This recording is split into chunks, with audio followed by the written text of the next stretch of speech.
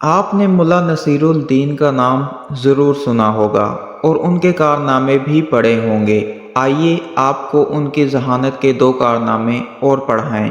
ایک بار بادشاہ نے جنگ جیتی، اسی خوشی میں انہوں نے مال غنیمت تقسیم کیا۔ ملا کے حصے میں بھی ہزاروں دینار آئے، بس انہوں نے تجارت کے ساتھ ساتھ سیر کا پروگرام بنایا۔ ایک بار وہ دوسرے ملک گئے اور اپنا سامان سرائے میں رکھ کر شہر کی سیر کر رہے تھے۔ ایک جگہ بہت سے افراد جمع تھے۔ وہ ان میں گھس گئے کہ دیکھیں کیا ہو رہا ہے۔ انہوں نے دیکھا کہ ایک نوجوان جس نے اعلیٰ قسم کی پوشاک پہنی ہوئی تھی، وہ ایک بڑھیا پر برس رہا تھا کہ اس نے اس کے قیمتی کپڑوں پر گھی گرا دیا تھا۔ وہ بوڑھی عورت کہہ رہی تھی، بیٹا میں نے جان بوجھ کر گھی نہیں گرایا، وہ برتن اتارتے ہوئے گر گیا تھا۔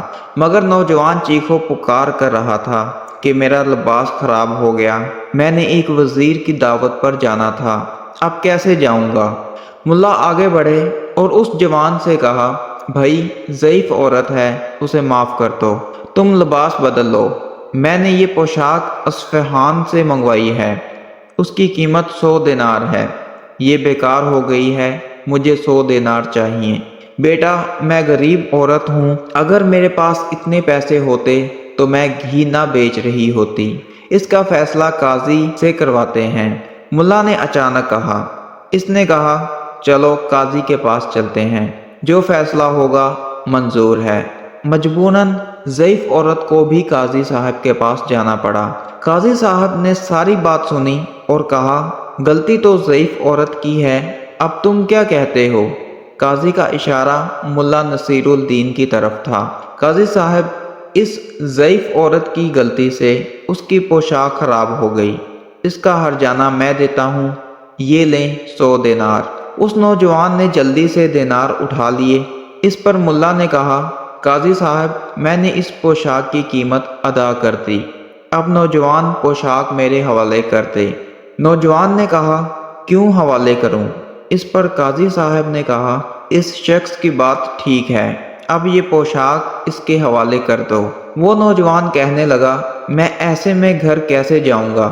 ملا نے کہا، یہ میرا مسئلہ نہیں۔ قاضی نے کہا، اگر تم یہی پوشاک خریدنا چاہتے ہو 200 دینار اس ملا کو دو۔ وہ فوراً راضی ہو گیا۔ اس نے اپنے خادم سے 100 دینار لے کر ملا کے حوالے کیے۔ ملا نے 50 دینار اس عورت کو دیے اور 50 اپنی ابا کی جیب میں ڈالے اور کہا، غرور کی یہی سزا ہے، ورنہ یہ معاملہ راضی خوشی بھی حل ہو سکتا تھا۔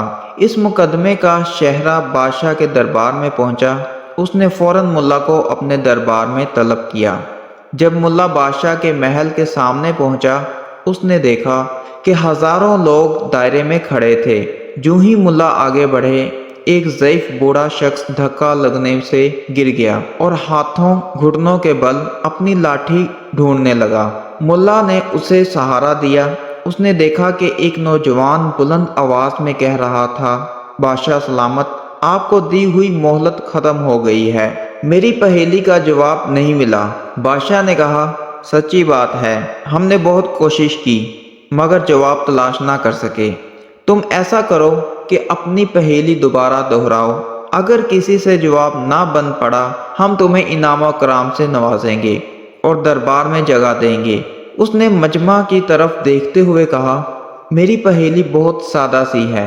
وہ کیا ہے جس کی صبح 4 ٹانگیں ہوتی ہیں، دوپہر کو 2 اور شام کو 3 ٹانگیں ہوتی ہیں؟ سبھی سوچ میں پڑ گئے۔ ملا کے ذہن میں جھمکا ہوا۔ اس نے جلدی سے بوڑھے کو پکڑا اور میدان میں لے آیا۔ بادشاہ سلامت، اجازت ہو اس پہیلی کا جواب دوں؟ ہاں ہاں کیوں نہیں، یہ بڑا امتحان ہے۔ بادشاہ سلامت، اس کے جواب میں آپ بھی ہو سکتے ہیں، مگر اس وقت اس کا جواب یہ بوڑھا ہے۔ کیا مطلب؟ ہم سمجھے نہیں۔ بادشاہ نے حیرانگی سے کہا، وہ ایسے بادشاہ سلامت، جب انسان بچہ ہوتا ہے تو وہ 4 ٹانگوں پر چلتا ہے، اور جب جوان ہوتا ہے 2 ٹانگوں پر چلتا ہے، اور بڑھاپے میں 3 ٹانگوں پر چلتا ہے۔ پہیلی میں صبح، دوپہر اور شام کہاں گیا؟ بادشاہ سلامت نے اس نوجوان سے پوچھا، اس نے ہاں میں جواب دیا۔ ہزاروں لوگوں نے تالیاں بجا کر ملا کو خراج عقیدت پیش کیا۔ بادشاہ نے بہت انعام و اکرام سے نوازا۔ جب اسے پتا چلا کہ یہ پھول نگر سے آیا تو بادشاہ نے پھول نگر کے بادشاہ کے لیے بھی ایک تلوار بھیجی جس کا دستہ یاقوت کا تھا۔ یہ اب بھی پھول نگر کے بادشاہ کے پاس ہے۔ بادشاہ نے ملا کو انعام و اکرام سے نوازا جس نے دوسرے ملک میں اپنے ملک کی عزت بڑھائی۔